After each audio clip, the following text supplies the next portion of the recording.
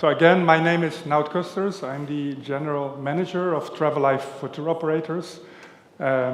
So you might know my name from the signature in your certificate. So I'm also one of the founders of Travelife, Travelife for tour operators. And Travelife was founded more than 15 years ago in an EU project. This is a follow-up project. And we have a Travelife for hotels, which is run by the British Travel Association, and then Travelife for tour operators, which is run by the European Centre for Eco and Agro-Tourism, which I'm the founder and director.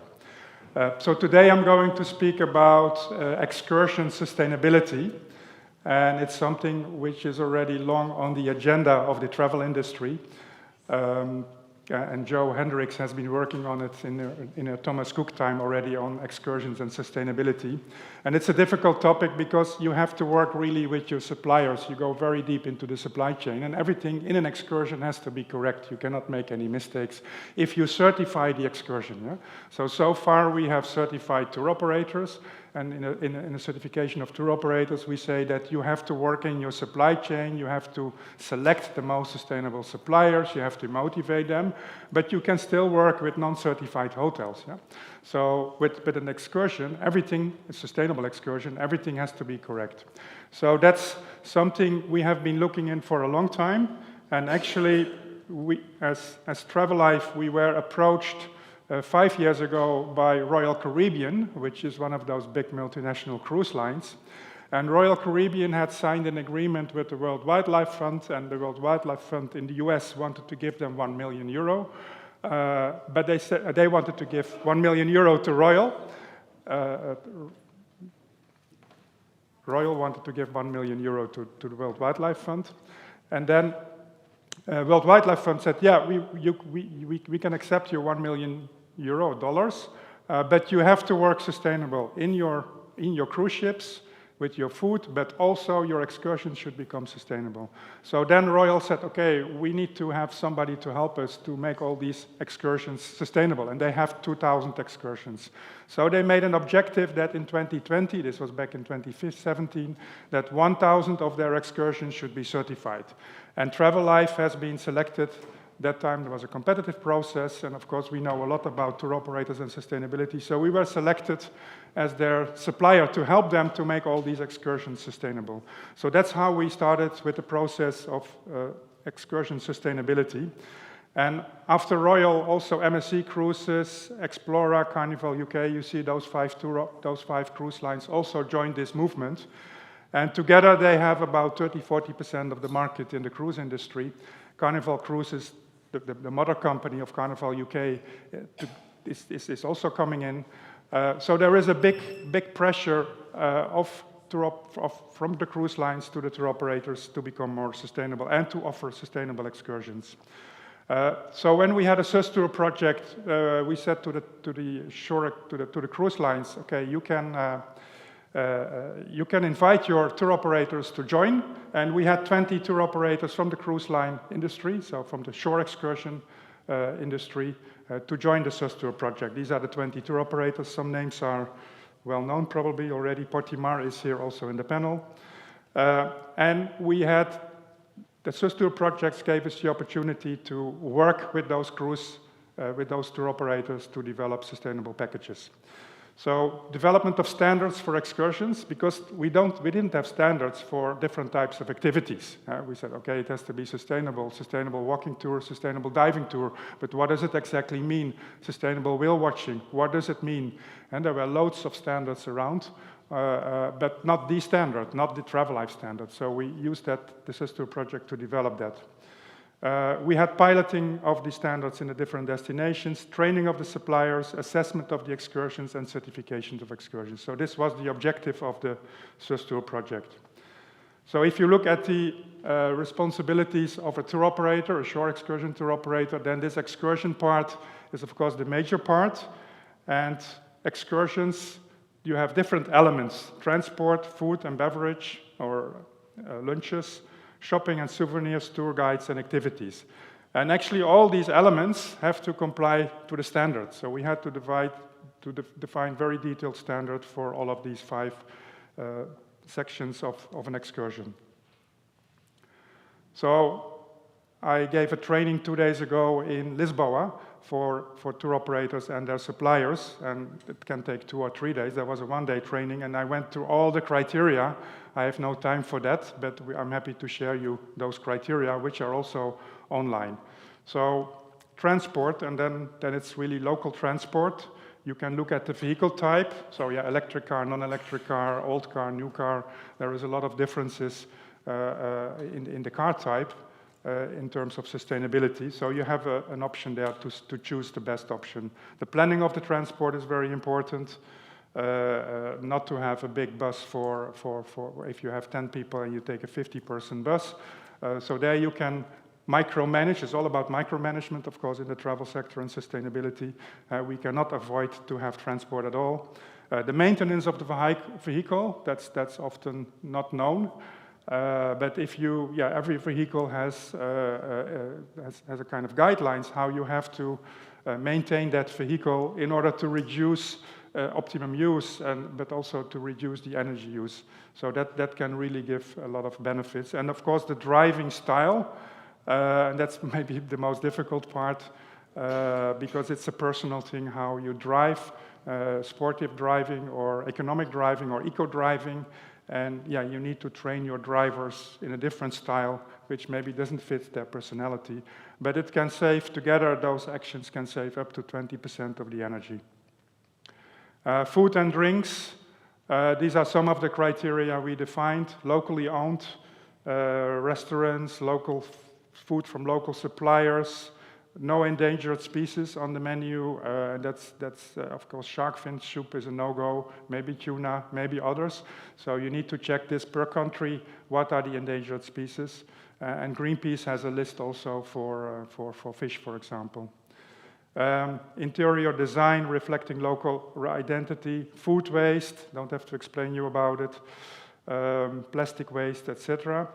And reduce energy. And important, very important, because often you don't have the much good restaurants specifically for your target group, but then you can still discuss the menu which is provided, and you have a choice, or you can advise your customers if they choose themselves. And what I showed a slide 2 days ago in my presentation about food and CO2 carbon, yeah? And yeah, we always say we have to eat vegan or vegetarian. But if you eat fish or chicken or poultry, it's a little bit more carbon than the vegan one. But if you start to eat cow meat, then it goes double, yeah? So not eating cow meat is already 3/4 on the way to vegetarian, yeah? So this is something I didn't know, but if you tell the clients, okay, don't eat cow meat, and you're already halfway your sustainability options with concerning food, yeah? Shopping. Yeah, cruise tourists, they like to go shopping. They come from America or other countries, and then they have one-day opportunity and they start to shop for some reason. So it's important to bring them to the right shops, shops which are locally owned, local products. And in some countries you have a lot of illegal products, maybe under the desk, from endangered plants and species. And that should be really, those shops should be avoided. And I think it's important to tell those shops, hey, we're not going to visit you anymore as long as you are selling those products. So that motivates them to stop with it. Guides are very important in an excursion. Yeah? If your guide is not convinced about sustainability and doesn't believe in it and doesn't live it, then it's very difficult to make an excursion really sustainable. And yeah, we've been working in Thailand with many tour operators. They become Travelife certified, but they always complain about their guides because a good guide is difficult to get, and they are a little bit arrogant maybe, and they are freelancers, so it's very difficult to reach them to act more sustainable.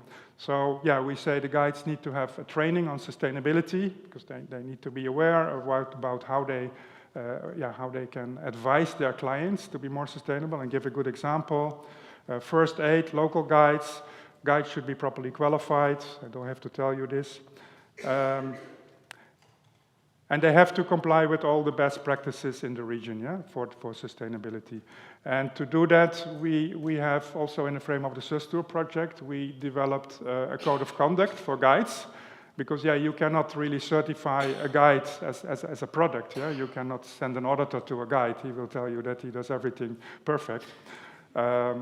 So we decided that the guide is signing the code of conduct, like a public statement, and he also has to do an exam and a training. So we have the guide training leading the way. This guide training was developed by the Travel Foundation.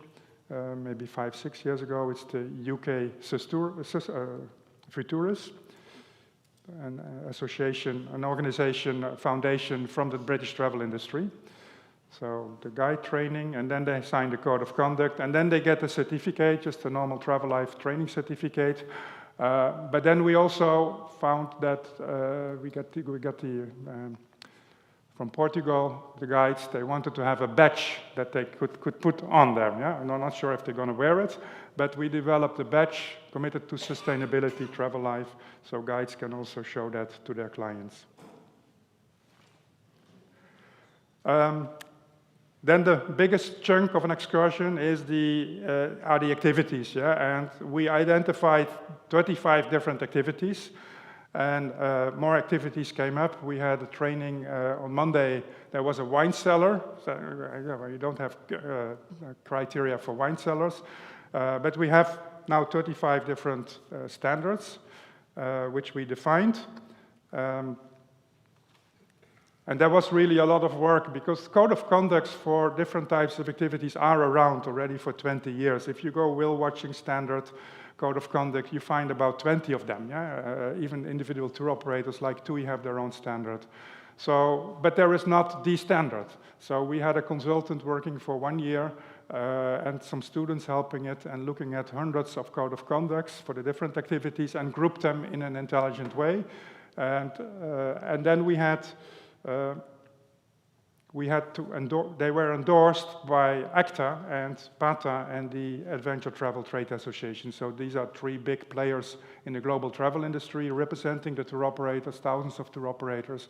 So now we can say we have really an industry standard for those different types of activities.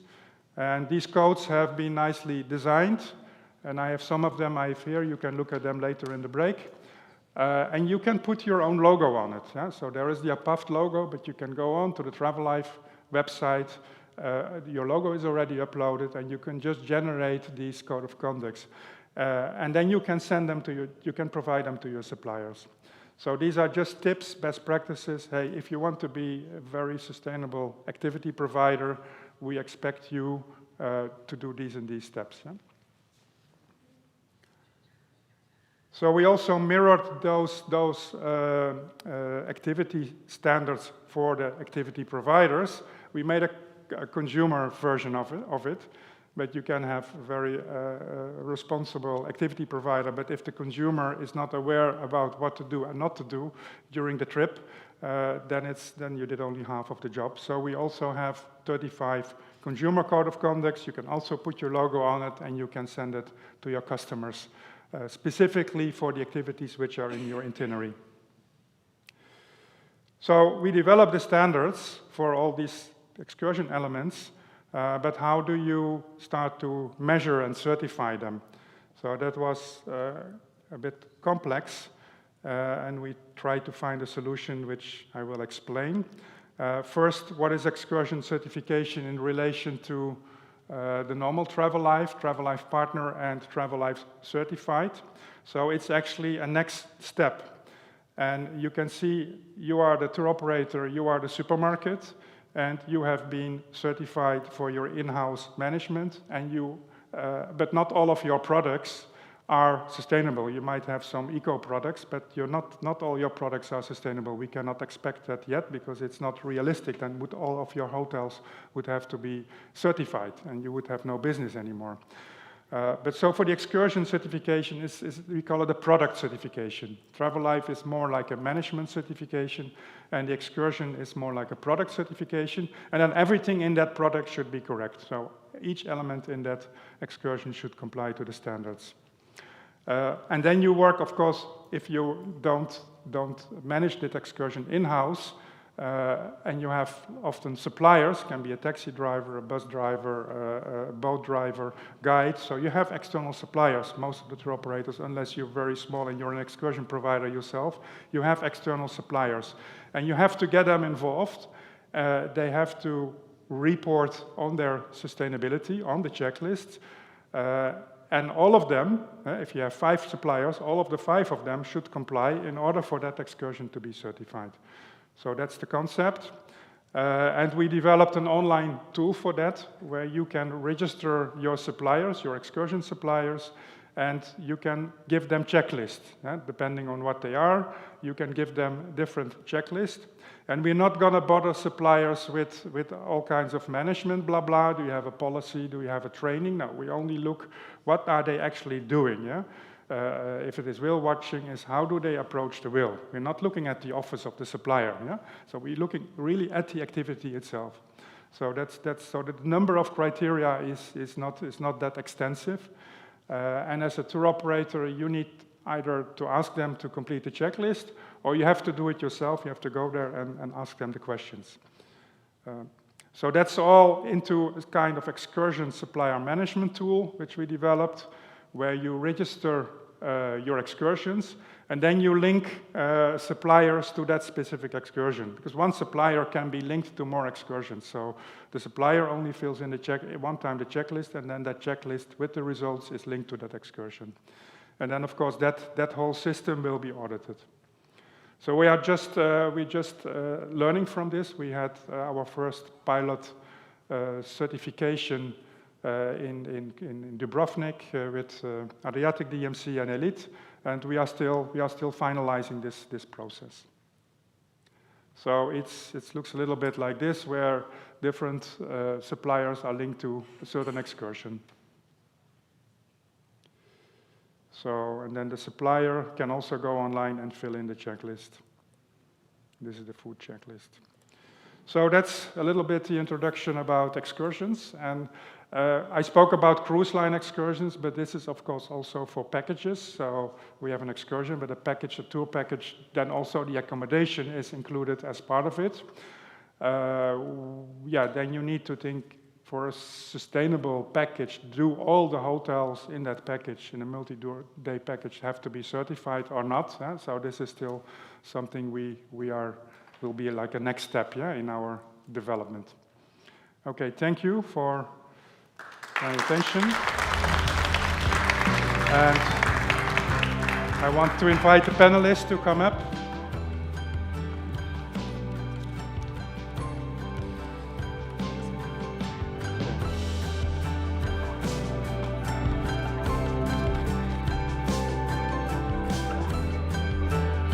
So we start with Undiscovered Mountains. It's a French incoming tour operator specialized in mountain trips, multi-day mountain trips.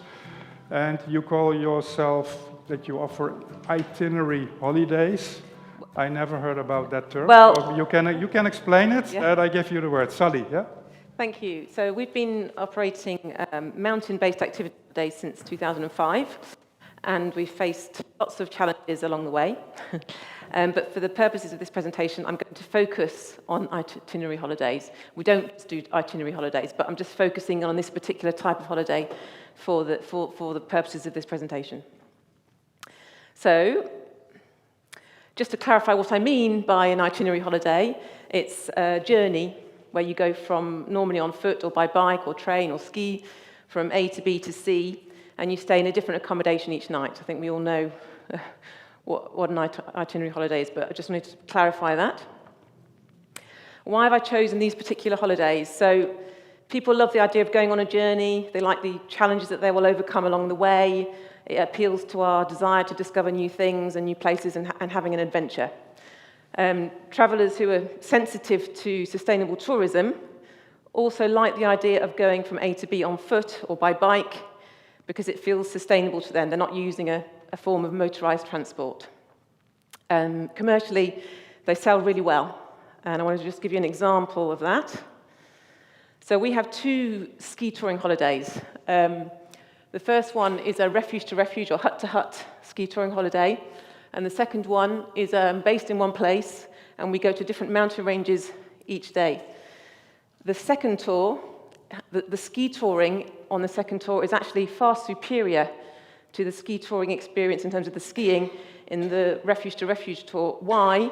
Because every day we can choose where we go. We can choose where we go on the basis of avalanche risk, weather, snow conditions. However, the first tour, the hut-to-hut tour, sells 3 times as many places. So that's how important itinerary holidays are. So if they're so popular, why are they a problem? So the main sustainability problems with itinerary holidays is changing accommodation each night. Obviously, when you change accommodation, your bedding has to be washed and your room has to be cleaned just after one use. And when you multiply that by lots of clients and lots of nights, that quickly becomes a huge amount of water and cleaning products that are being used unnecessarily. Also, for these sorts of trips, there are often baggage transfers. So you walk from A to B and someone else takes your baggage from A to B, which basically means that the kilometres that you're walking are also being driven. So it sort of counteracts the sustainability effect of walking the journey. And in the mountains, that can be disproportionate too.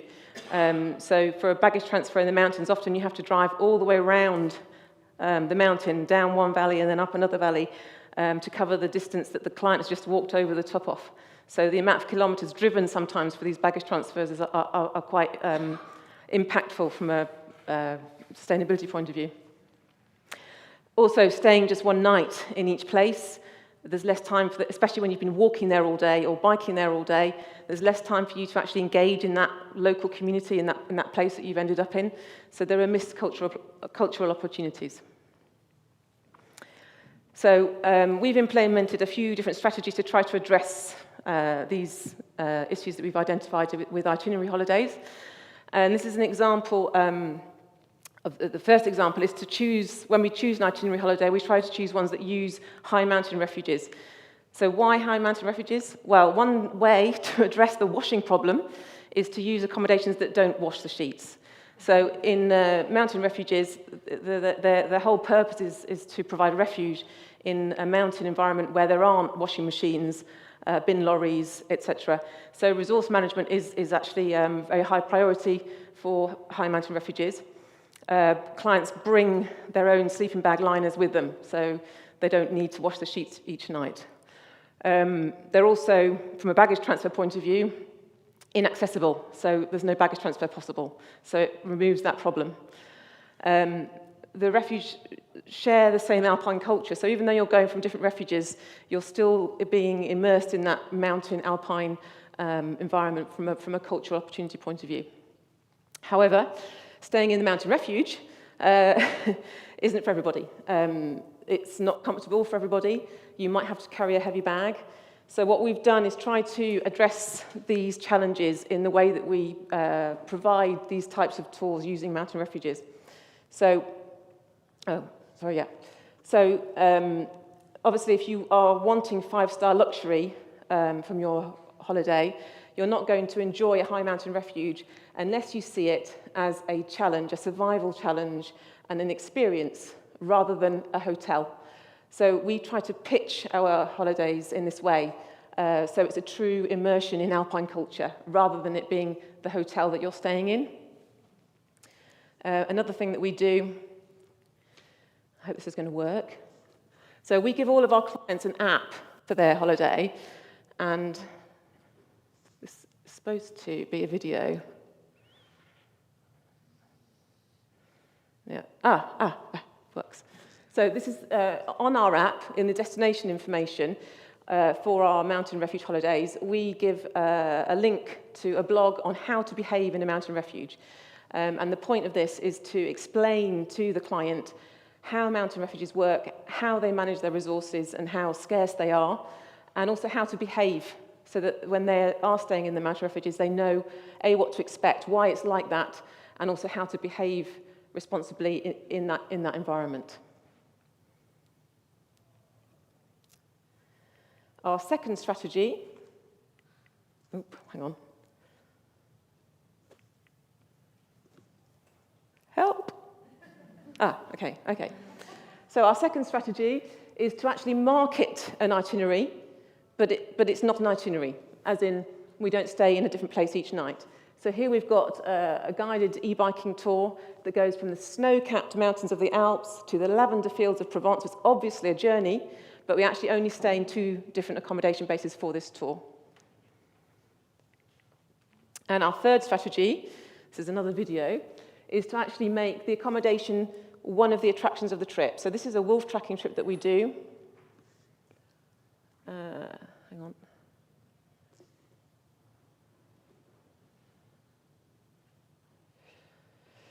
So wolf tracking in the Alps could be done anywhere in the Alps and could easily be an itinerary holiday. We've decided to choose this particular accommodation, which is a really remote church, abandoned church in a village that's been renovated. It's very rustic. There's no running electricity. There's no water. It's got a dry toilet outside, but it's right in the heart of wolf country, and it is the main attraction of this wolf tracking trip. And it appeals to the sort of people that like nature, that want to be in nature and do a wolf tracking trip. So it works as being the main attraction for that particular trip. So that's another strategy.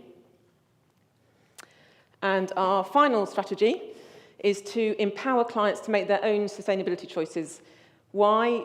Because people love the idea of choice. They like to have things tailor-made to them, makes it unique. They feel like they're doing something different to what everyone else is doing.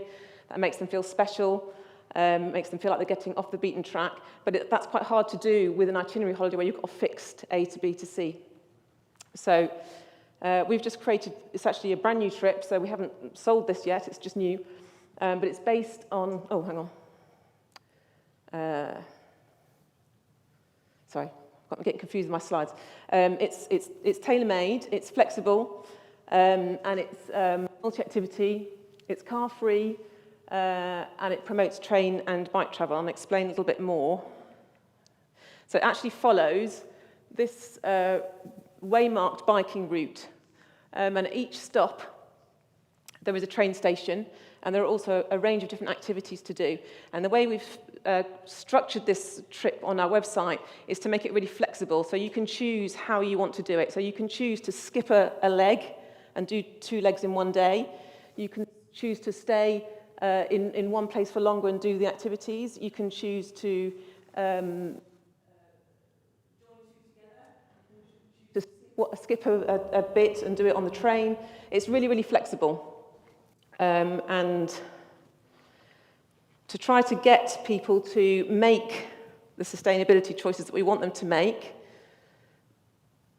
in our explanation for this trip, we explain we've got a sustainable tourism section in our description where we explain how staying one night, more than one night in each place is better for the environment, to minimise baggage transfers so that they're informed, and then to encourage them to do that. In the actual descriptions, we give lots of examples of activities that they can do in each stop to try to help them make a positive, sustainable choice. So that's the end of my presentation. So how are we doing? Some of our tours are more successful than others, obviously. I haven't talked about all of them, but the most successful of our sustainable tours that we've got are our Via Ferrata trip, our wolf tracking trip, and our snowshoeing trip. And we're really excited about the new cycling tour. Feel like it's a real sort of ultimate sustainable tourism trip that provides the flexibility and the multi-activity aspect that is missing from some of our other sustainable tours. But yeah, we've still got a lot of work to do to streamline our offers, make them more sustainable and more attractive. So yeah, glad to be here to learn from everybody else as well, and that's the end of it.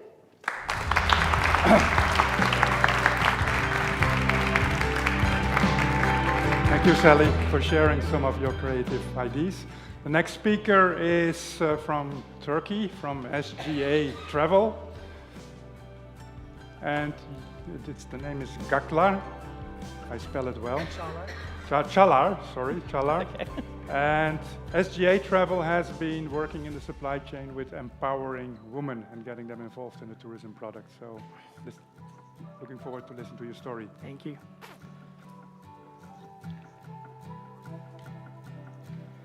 All right, hello everyone. When I heard that we had only 8 minutes to make the presentation, I just said it will take minimum 3 minutes to explain my name because it's pretty confusing, as Naut said. So my name is Çağlar. I'm from Istanbul, Turkey. I'm the founder and the managing director of SGA Travel. We focus on creating unique experiences to small groups. We only focus on incoming travel, and SGA stands for Small Group Adventures, so this is what we focus on. So today I'll try to explain our project on women empowerment in our excursion portfolio with all the other sustainability actions that we made since 2019. That was the time that I set up the company. Just before COVID, we were pretty lucky to the entire universe and the industry. We always had to focus on keeping our style small, unique, and also sustainable. So that's why, and also with the main reason of a wild competition within the country in Turkey. It's one of the biggest travel destinations in the world. I was lucky that there is not much focus on the sustainability topic, so that's why we had some quick wins so far. So this one, amongst all the other activities that we made about sustainability, this one is one of the most special projects that we have been focusing since we started our business.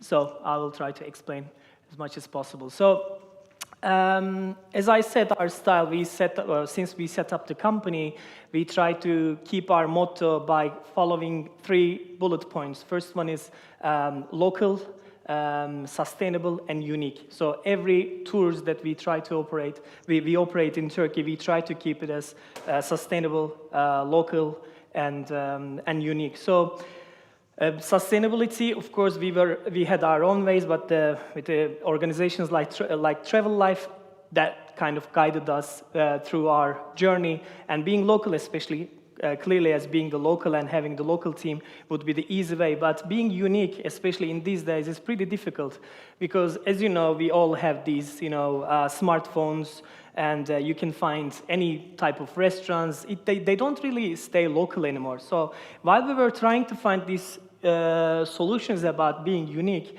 we also realized that we can actually tackle some local difficulties, issues that we are having in our country. And one of them was about female empowerment and actually the gap in the supplier chain between males and females. Unfortunately, only 36% of the total employees in Turkey are female, and only 19% of them are the business owners. And there's a sad fact over there is most of those females are also the wives of the husbands who are travel professionals who are trying to get some benefits from the government because there are some benefits for the female entrepreneurship in Turkey. So in reality, there's a very little number of people, of women, who has their own businesses in travel industry and operating it successfully. So also there's a reality all around the world and for Turkey as well, which is the domestic violence. And unfortunately, some numbers, some statistics are not really positive for Turkey. I mean, there's unfortunately 40% of women have suffered from domestic violence in Turkey, and it's one of the biggest problem that we are facing in the country. So when we were working on that uniqueness, we realized that we can actually have a win-win situation for everyone by giving some equal opportunities to females, and then also enriching our excursion portfolio by creating these unique activities and also experiences. So then we accepted the challenge. Let's face it, it's for tour operators, the MCs, it's so easy for us to press a couple of buttons, send one reservation to one restaurant, and then look like 500 people's lunch in one restaurant, which can easily host.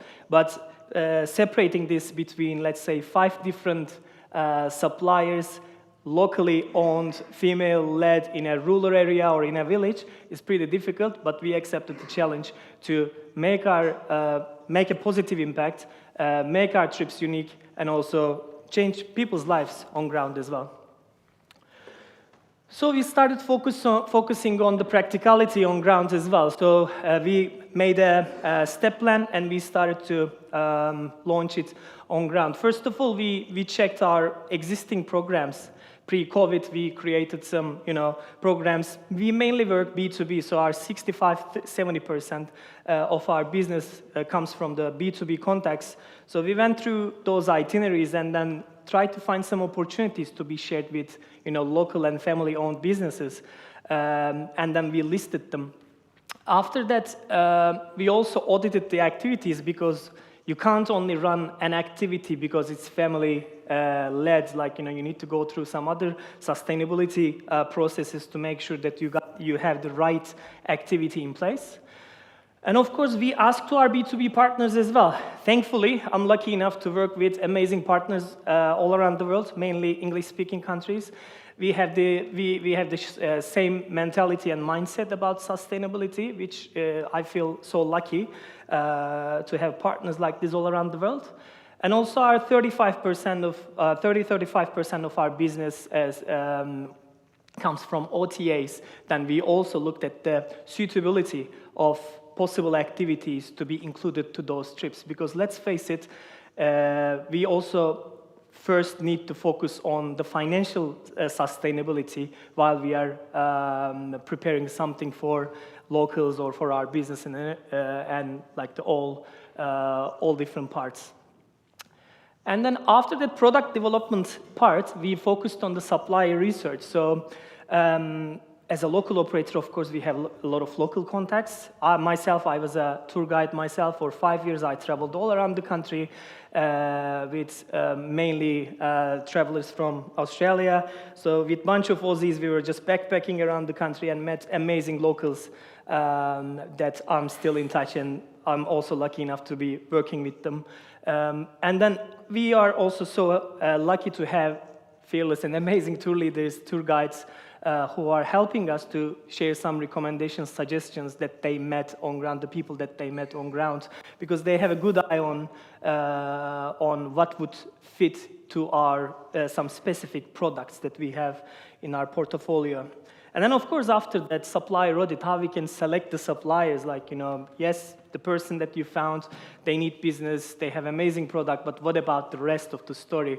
This is where the Travelife actually helped us a lot, I have to say, because going through the process, the assessment, and yes, it was stressful.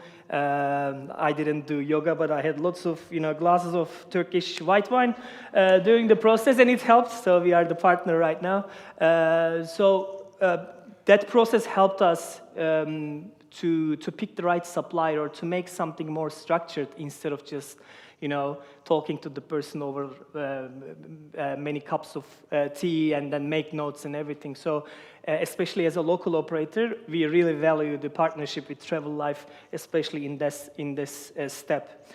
So after we feel that we get the right person or the community, then we go on ground. Someone from the company, it could be a full-timer tour guide or myself or someone from the team, and we run a certain training. We talk about our customers, how to host the customer, and we talk about the financials, how to keep the financials in the legal way, and we try to support as much as possible from our end.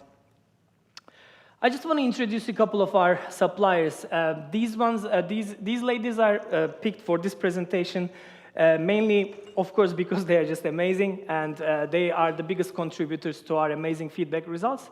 But at the same time, I want to show you people from different parts of the country, different levels, and also how they actually tackle different issues about within the country or just in general with the bad impacts of tourism. So Mrs. Hatice, she's from a village of Başdere, which is only 40 kilometers away from Cappadocia. I'm sure you all know, heard about Cappadocia, or you have been to Cappadocia. If you haven't, now you know a tour operator, so you know how to contact.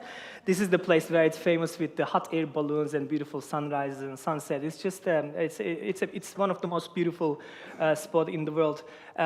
So she is hosting our groups in her beautiful village house with her family. She's also a mother of one of our best tour guides, Sefa. Why I'm telling this mainly because Hatice's husband was also taking some groups to their home, and these groups actually made Sefa to become a tour guide, because those guys set an example how amazing to be in a tourism industry, to hang out with, with foreigners and talk about, the world and everything. So now Hatice has a younger daughter as well, so I hope that our groups are also setting example for the new generation as well, which we feel so good about. And of course, our guests are loving it because they get to spend quality time with someone from Cappadocia. They learn some tips about cooking and everything. And also one thing that I would like to underline here is Cappadocia is a hotspot in Turkey. This is Turkey is a very highlight-driven country in the travel industry. This is, as SGA Travel, this is what we try to do. Every day, we try to put one SGA-style touch, which will be, something unique. Of course, people would like to see fairy chimneys in Cappadocia or Ayasofya in Istanbul or Ephesus, in Izmir. But we would like to add something local where they will also see the highlights during the day. So her village is 40 kilometers away from the center of Cappadocia, which also helps us to overcome one of the issues about over-tourism. Because everyone goes to the center of Cappadocia, and all the restaurants are filled with the tourists. And by keeping most of our groups in her house for the lunch, then we tackle one of the issues about over-tourism. So I want to introduce another one in Cappadocia, Nuray. I know her for like 20 years. So she has a cave house in Cappadocia. I wanted to give another example in Cappadocia. That's mainly because we needed the second host in Cappadocia, because there's a huge demand to Cappadocia. And if you would accommodate all our guests in one house, that means that we would create problems for the family, because they would just lose their family time, and they would just keep hosting groups instead of living their normal life. And also we wanted two different families to benefit from our business as well. So she's hosting her groups in the center of Cappadocia. She has two daughters, and both of them managed to do their masters in university, which is a great success story, because I know that the tourism business also helped them financially to end up in the masters. And of course, they have been just amazing, smart, and hardworking.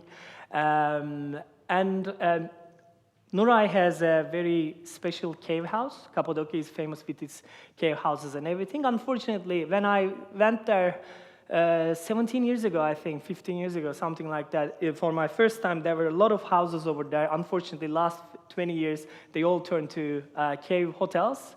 So you guys, of course, love staying in these hotels, but that means that the locals had to move from their village to somewhere, close by. So Nuray is still keeping her cave house and hosting our groups over there. So that's also another tick to a problem to keep the cultural heritage, in the destination.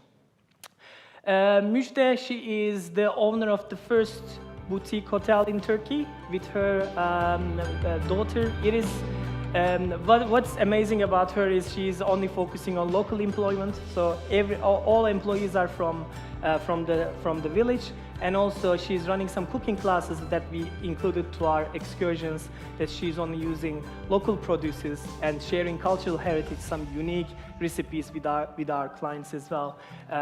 So she's also helping the food system sustainability. So another solution to a problem. So the last one is Güneş. She is, I wanted to introduce her because she was a hotelier and we were working with her, and she saw some opportunities in the market, and then she created her land to become, a wine tasting spot. And then she's hosting our groups over there as well. just quickly, these are the financials. I want to touch base on these ones as well. This is the revenue that goes to the ladies who has been contracted last couple of years. So as you can see, there's a huge increase over there as well. The outcome is like new female suppliers are coming up all the time and new activities. And of course, the clear result feedbacks has been just amazing. And that's why it's helping us to sell new trips as well. Just the last bit is that also is quite personal, this project for our local team as well, because we are so proud with our, structure, 100 years under the Republic of Turkey and everything. So when it becomes actually quite personal about the project, people are much more passionate. That's why this project has been going so well, and we are so happy with the outcome already. Thank you very much for listening.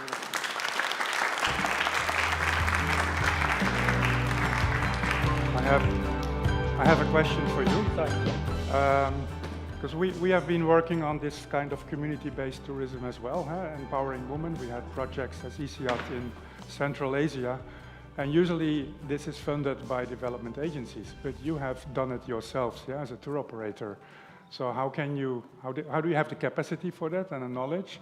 And then another risk is that you train a new supplier, and that your competitor will start to work with that supplier as well. So do you have some kind of exclusivity?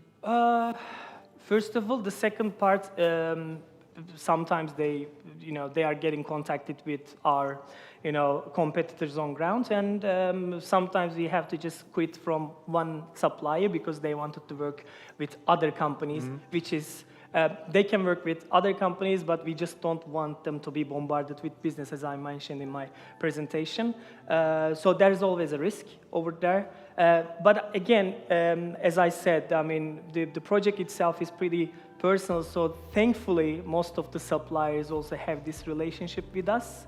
I know maybe it doesn't make sense from the Western point of view, but as someone from Turkey, unfortunately, and fortunately, emotions sometimes work before, the logic. In this part, it works much better. Regarding to the authorities in the country, unfortunately, if we would get them involved, we would just slow down very significantly. That's why we try to get more publicity, and we try to get more suppliers to go and tell them that this is ready, we need more support, and let's spread it around the country. And I'm more than happy to share, with other partners in Turkey. But it makes business sense to invest so much into new persons. Yes. Okay. Yeah. Thank you. Thank you. The next speaker, it's Kristina Cruises. It's not Kristina, it's Kristina Cruises. And your name is Birthe. And Kristina Cruises is a family-owned 50-year-old business. And I read on your website that you have been selected as the best, one more times, as the best tour operator in Finland. Now you're also Travelife certified, so quality and sustainability goes together, I would say. And you share your experience today about cruise tourism, and itineraries. Tour operation in a small SME company. I have very strict notes which aren't visible just to keep up to the 8 minutes, which probably have to be shortened a bit down to keep the schedule. I hope that you are all still awake after the lovely lunch. Thank you. In the park. Okay, I, of course, am, as a Finnish small tour operator company representative, very, very proud to be here as speaking about how we as SME approach sustainability. I greatly thank the whole team. SUSTOUR, nobody has mentioned it, they've done an excellent job with this project, because we wouldn't be here today, and we wouldn't be the first company getting the Travelife certification in Finland without the SUSTOUR project, and we got it in 4 months. So, as most of us, we too are exploiting the beauty of this planet to do business. Of course, it's our responsibility to make sure the beauty is preserved. I think it's also, as a company, our responsibility to make choices for our clients to support the idea. All clients, we were talking just today about this, it's too much information. There are too many details to be aware of for an individual consumer. I'm clicking, yeah, it's... So, we, as mentioned, we've been in the business since the 50s. We are a group tour operator recognized for high-quality tours in the Finnish market. We have a very high number of returning clients. We believe group tours inherently promote sustainability because of the collective choices, because of the controlled behavior, and of course minimal disruption to significant sites, that's obvious. Recognized multiple times as Finland's best tour operator, much of our growth contributes to word of mouth.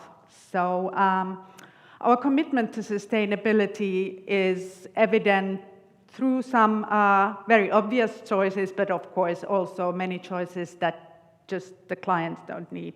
One of those obvious choices is our choice of transportation for Germany and Sweden. So we don't fly. We use the Finland's RoPax ships that transport the goods from Germany to Finland.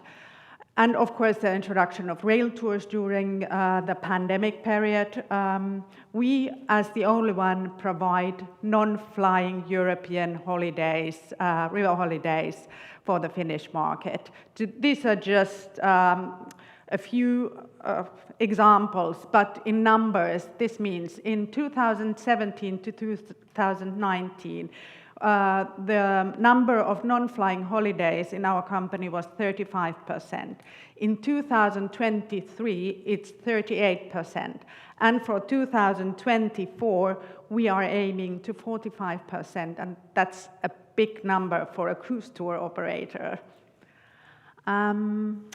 We began focusing on more environmentally sustainable production by first understanding our emissions. I just understood that we've done like basically the following the basic training, although we didn't have any. So in 2018, we did have very little knowledge about the topic, just like being enthusiastic to do something better. And even today, I'm not an expert. I don't understand all the different things, but there's help available. In 2019, we got help from a specialist who had developed the sustainable or environmental lifestyle calculator for the Finnish Innovation Fund Sitra. So I contacted this person, and he took also some university students, and in those days we didn't have Kamacal, so we created an Excel sheet. The sheet details every single meal, all accommodations, all transfers, all shore excursions, and it's based on the best possible practices that were available in those days. Based on these calculations, we offset the emissions for our clients. We don't suggest they offset them, we do it for them. Today there are best practices and certifications readily available, and operations are, of course, extremely more streamlined than in those days. And it's heartening to see how many of our partners are today certified or in the process becoming so. Notably a substantial number with Travelife. So I'm like really happy that we chose a program that we can relate to with our partner in Singapore or in Germany or in well, many other destinations. So to sum up, for more sustainable tour production, we need to create value that aligns with our clients' values, and these are reinforced with our own values. credibility is essential throughout the process. Without it, authenticity is unattainable. Authenticity earns the trust of our committed clients, which in turn creates the reputation, the brand. Making the right choices and selecting the right partners makes us as, well, an entity committed to a more sustainable future, and will not only, of course, secure our future business, but give us a peace of mind that we are at least trying to do the right thing, and maybe doing our small part in preserving something for the future generations to explore and enjoy. Thank you for your attention.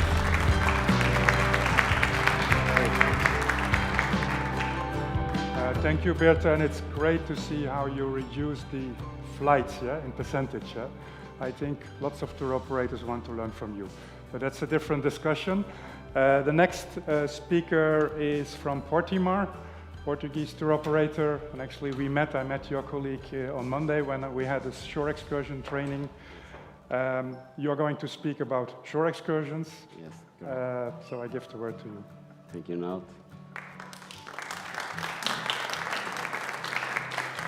And thank you, the colleague, for putting already my slides so I don't have to put it backwards. That was keeping me nervous.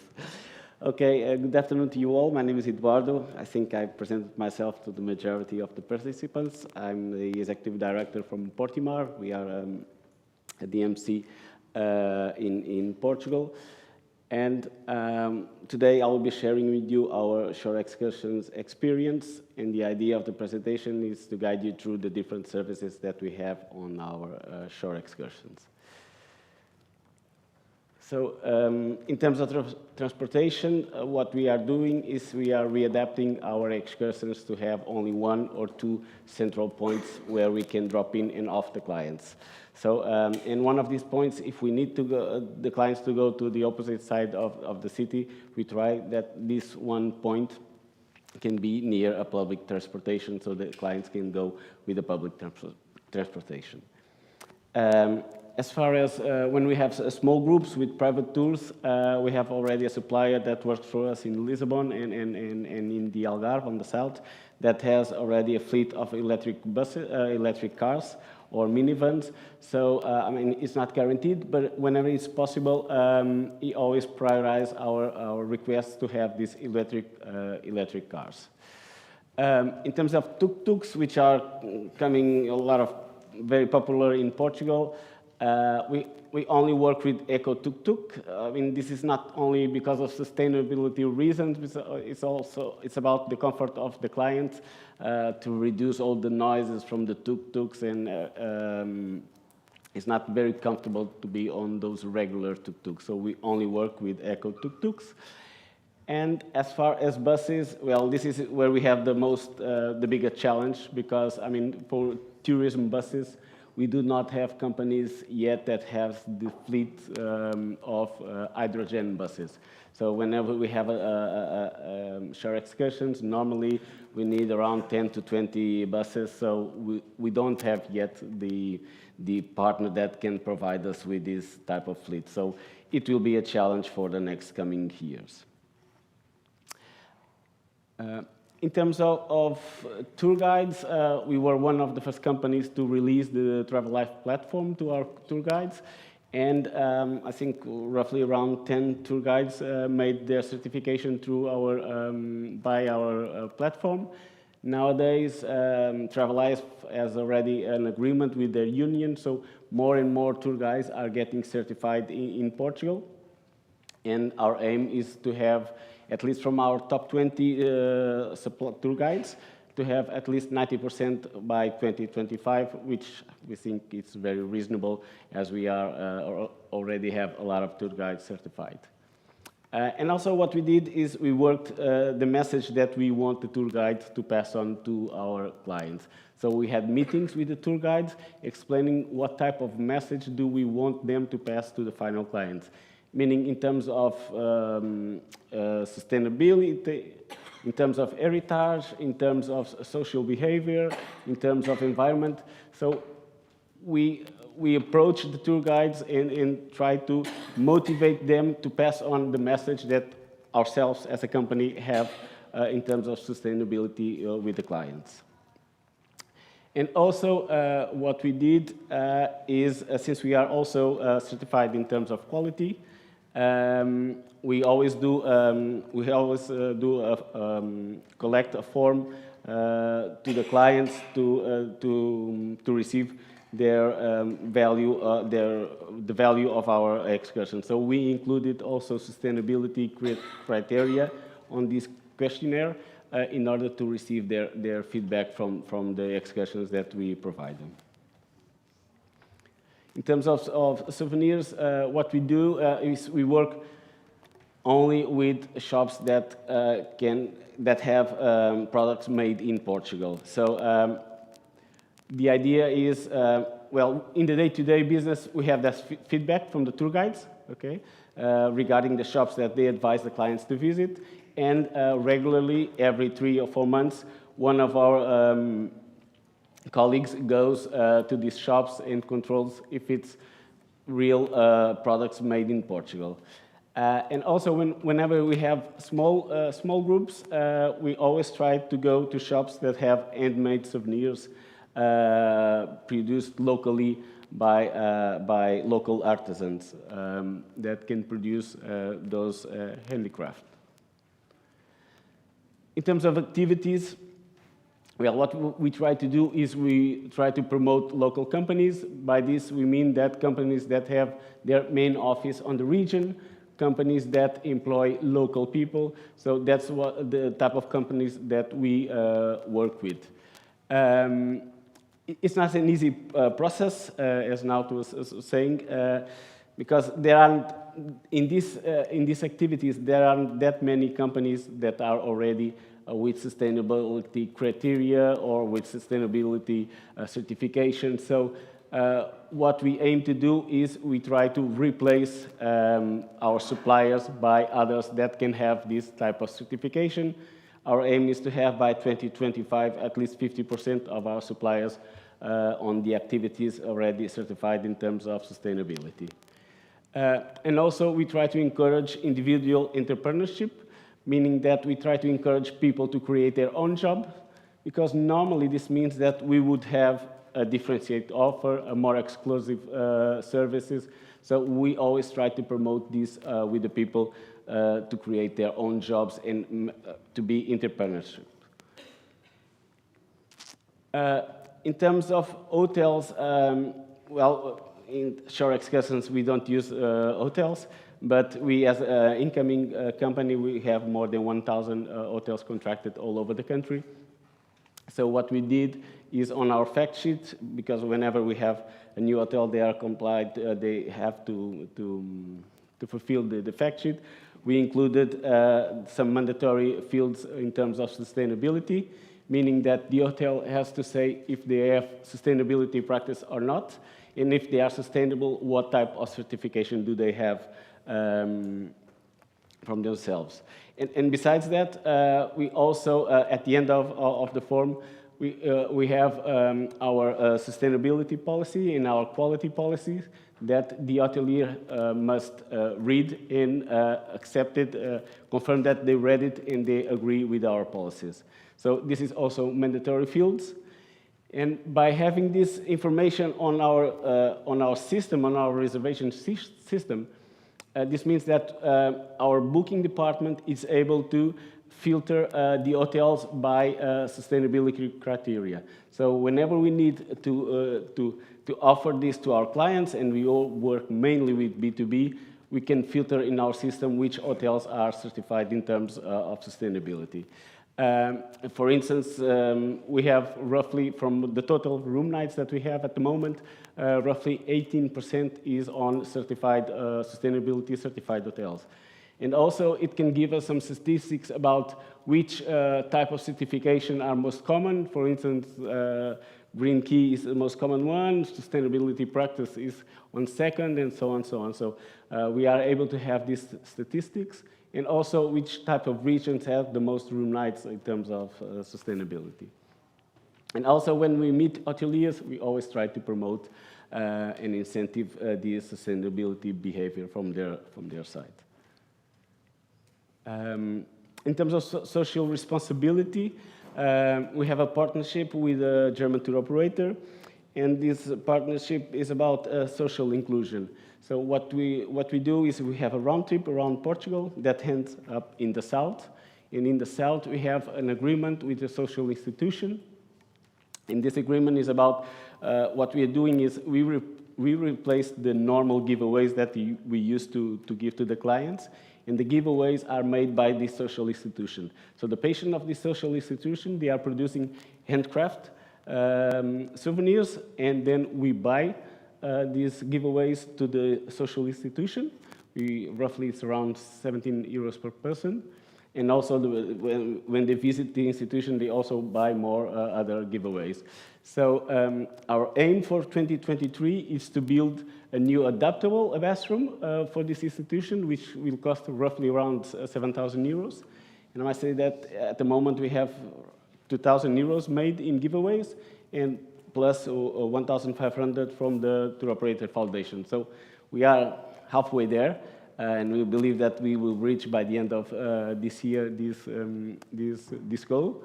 And this is some image of the clients visiting the social institution and seeing their handcraft giveaways that they make for the client. And that will be all for my presentation. Thank you so much.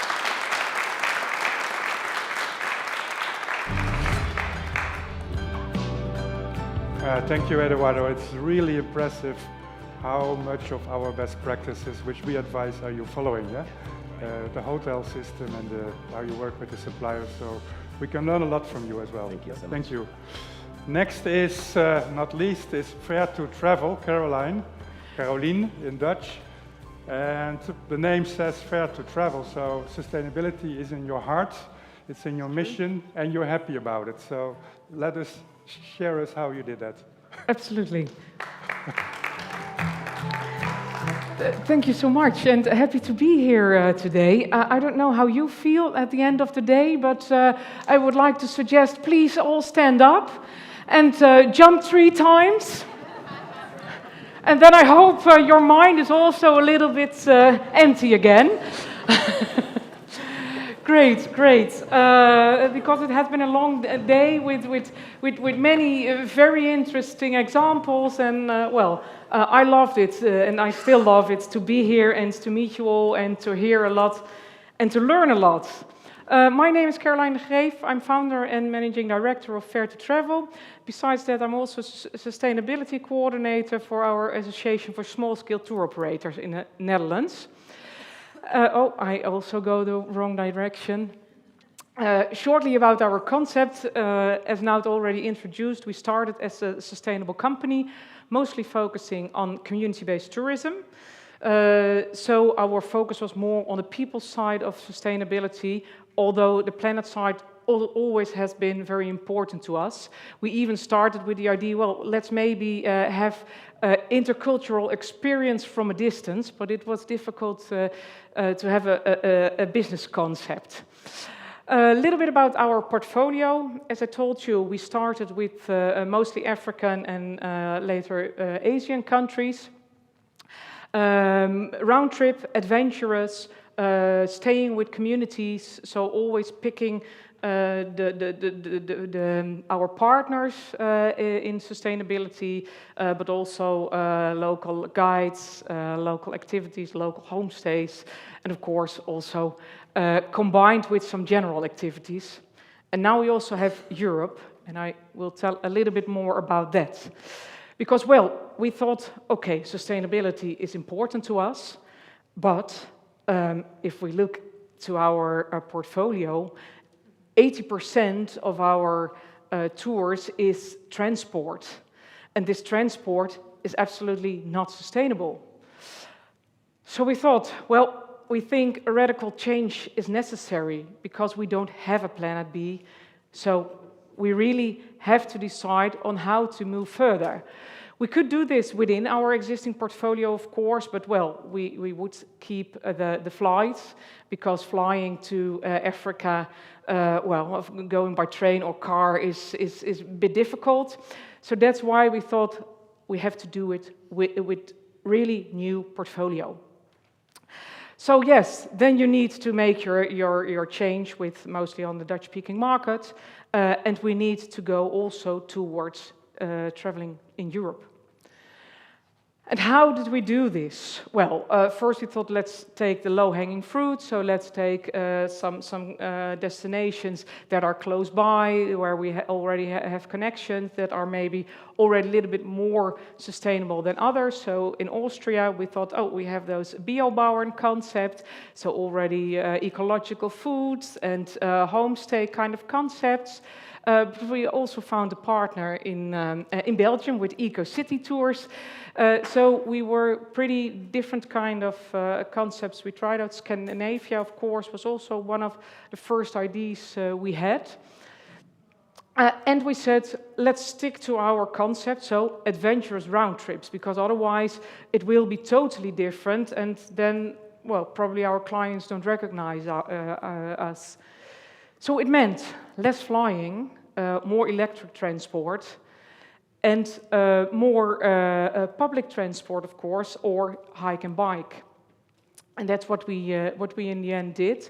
So yes, using the train. So I also came all the way from the Netherlands to Portugal, because I thought, okay, practice what you preach. If we do it,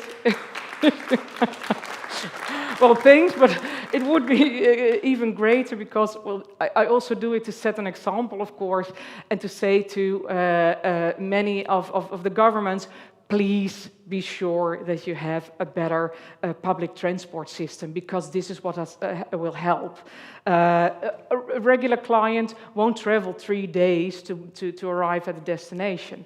So that's why we said, well, let's do it adventurous and make steps in every place where you stop, so that it can still be attractive to do so. So we already started on Portugal with some steps, and we are currently developing Georgia and Armenia. I sent one of my colleagues there, so it is possible, but you have to be creative. And one of the other things we thought is, okay, we also can rent the electric vans where people can have their holiday with. Well, at the same time, we said we are not going to skip our far destinations, because we were raised to also have this positive impact with community-based tourism. And please let not stop with our far destination tourism, but we have to be creative in, well, what can we do then to make it as sustainable as possible? So we included more hike and bike trips, so you can do the whole of Palestine by bike, you can do Laos by train. So, well, looking what is the possibility, and maybe we can do it like that. Accommodations are sometimes difficult, so it means that sometimes we need to say, okay, then we don't go to that destination, because we can't find an accommodation which is important for also your activities, for your food, and food is also still, well, a challenge in many places. And what we did in Ethiopia, which was our largest destination, we said, okay, we do our own trekkings, set it up totally with eco standards, together with the local communities, and we are going to do it ourselves. And then, well, are there things we have to stop with? Well, luckily, we already said we don't do the things that are really not sustainable. But some things you'd like to start with, or you'd like to be more critical about. One of the things which is really different, I think, is the permaculture concept, which came up. Oh, now I think I pressed the wrong button.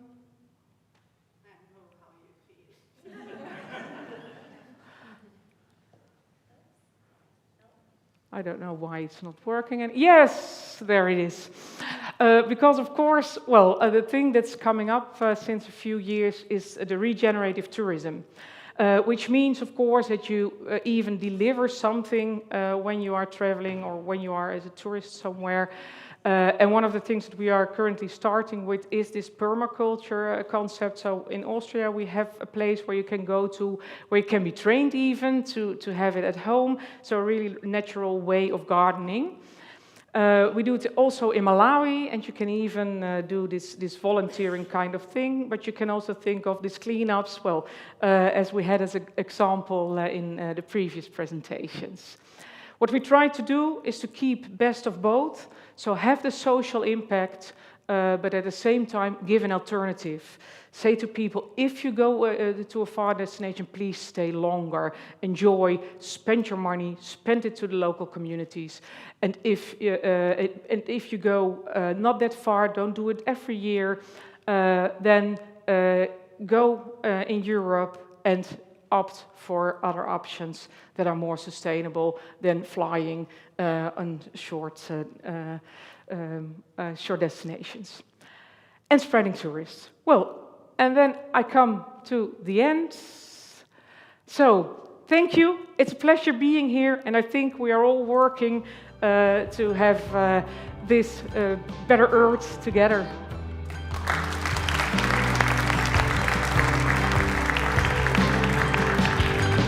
Yeah, thank you for your inspirational talk.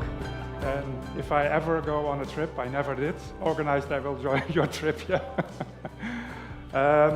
Yeah, we have limited time. I had some questions for each of you, but that will really take too much time. So I give the word to the audience, yeah? Is anybody a question to somebody? Hello. Hi. Yes, you all have explained really well how you have developed your products and services and how your clients, suppliers, and the communities where you take clients are benefiting. But I would like to hear how you have benefited from making your portfolio better. You mean a business, huh? As a business, yeah? Exactly, how Not you as a person. company Yeah. has benefited from making your products more sustainable. Yeah, I see sustainability as an part of quality. It's like if you do sustainable production, you do more valuable products for your clients. So, for example, we transitioned all our production on the Norwegian fjords to a more expensive, significantly more expensive product, but it's significantly also more sustainable. And I do believe that if people are buying quality, they are also buying sustainability. They aren't separate things. Yeah, I think as a business, first of all, we managed to focus on a niche area, and it also helps us for the publicity as well. But also it helps to all employees, first of all, to attract better employees, because we can stand out within the market, that we don't only work for profit, there's a purpose over there as well. So as a company also, I think we benefit from this too. And also for the employees, we just feel better. Like, you know, we feel that we make a good impact. But maybe to add, we are a company with everyone working remotely in the end. So someone in Ethiopia, someone in Malawi, it means we don't have to fly from the Netherlands to those far destinations. You have people more on the ground. And they have a better, balance between their lives at home and working, and it also saves us money in the end. Yeah, I do agree. Also, like finding partners that have the same guidelines that you have. It saves money, it saves time. You are like speaking the mutual language.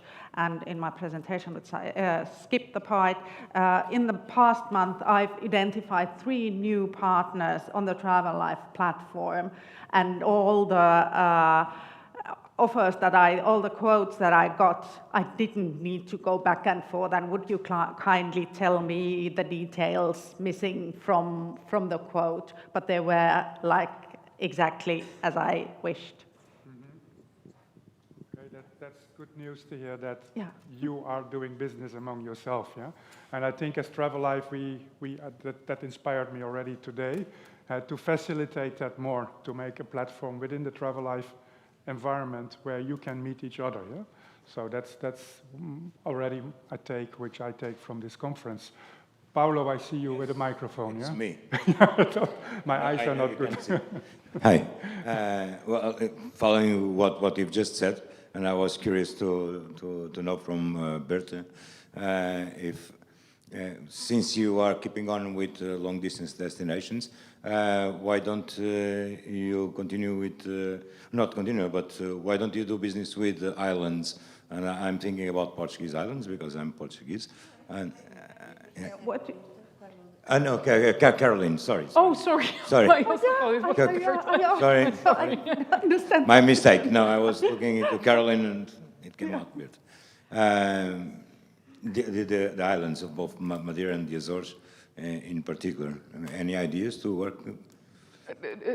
Sorry, can you shortly repeat? Because I was so focusing on what Birthe would say.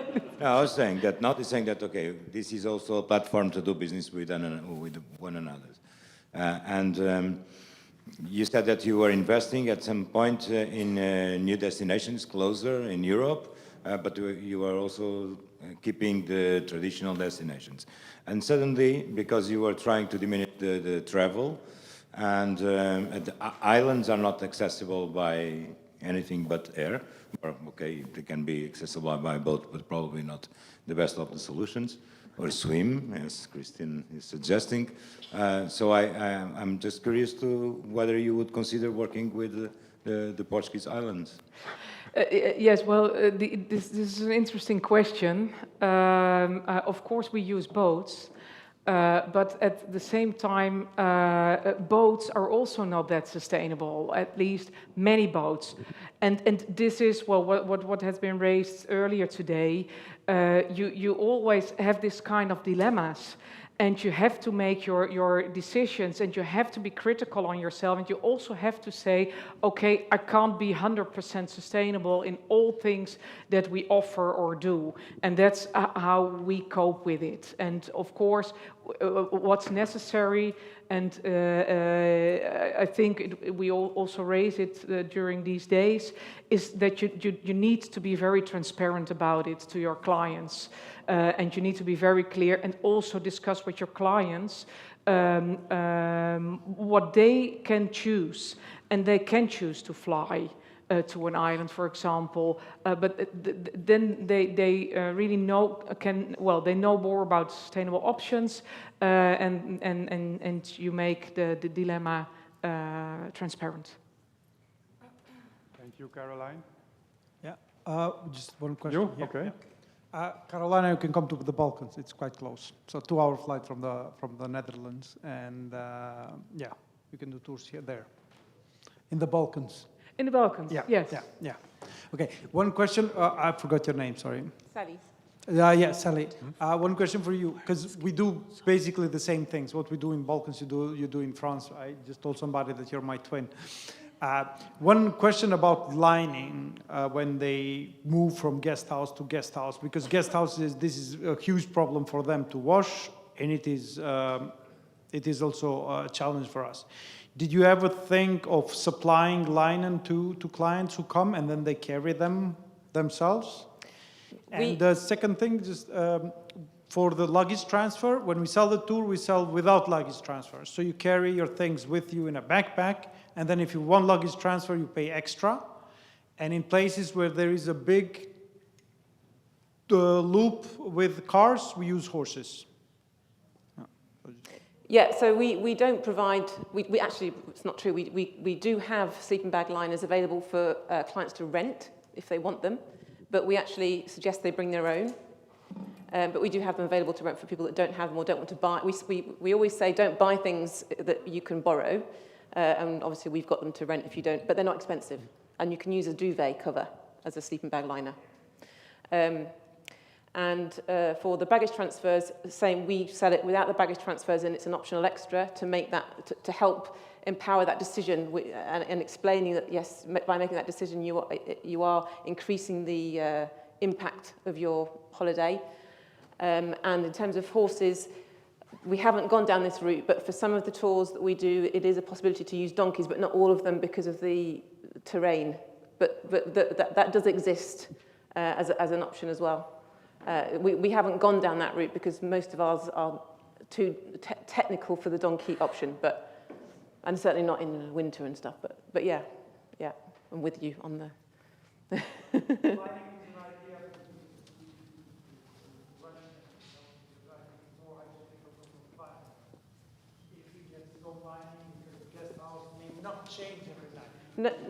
No, they don't. They don't. Yeah. It's fine. Okay, sorry. Yes, I see a question.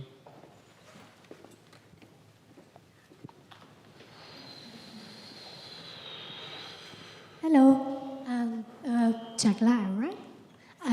Compliments for the women empowerment in Turkey.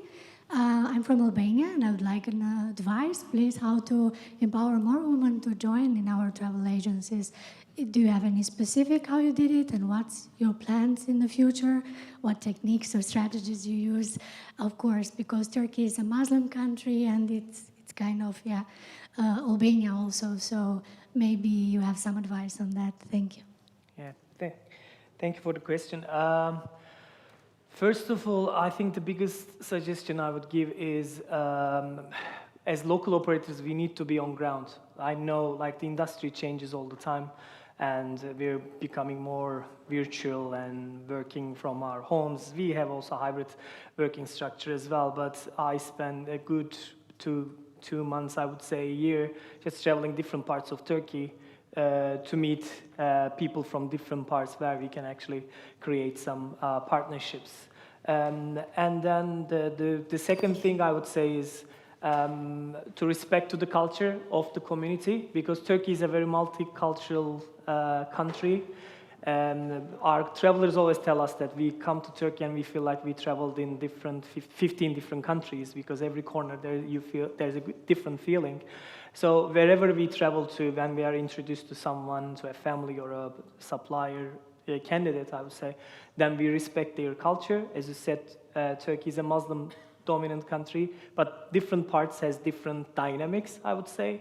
So we respect that. And the third part is also having a sustainable plan for each supplier. And I'm not only talking about like environmental, that's a must, but also financial sustainability is very important, because people would have high hopes about your business when you go to their village or town or whatever, but you also need to come up with a good business plan that they will make a living, or they just get some support through your business. So that's, sometimes these projects sound very romantic, but there are realities in life that they also need to make some business and then be more engaged, let's face it, I mean, to the project. So these are the top 3 things that I would suggest.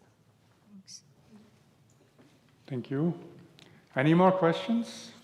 Ideas, suggestions, experiences? No? Okay, then we are perfectly on time. It's almost 4 o'clock. I'm not sure what happens now, Laura. We have a break? Yes. Okay. 15 minutes? Actually, you can also go on microphone. Okay. Thank you to everyone in this panel. I know it's been long presentations, but very interesting and inspiring. Thank you very much. Thank you, Naut, for the presentation on the excursion management tool. Yes, so these were our 3 panels for the first day. Tomorrow we continue with 2 more, and of course in the afternoon the Travelife award ceremony. But for now we have some fun plans. So we go on a walking tour, and you're pointing me to Paola to inform us on this. But let me first maybe also thank the participants that are joining us online. I think it's been between 40 and 70 people, so that is really great that you stayed with us. Thank you. And we hope we'll see you tomorrow again as well. And we hope you have a lovely evening as well. And now we will let the people in the room know, or Paula will let them know what we are doing. Very briefly. I told you this morning that due to the Portuguese food, we should do some exercise, right? So the walking tour will start exactly right now. We have two very nice colleagues and duly licensed guides, Paula and Margarida, just waiting to escort you. Okay.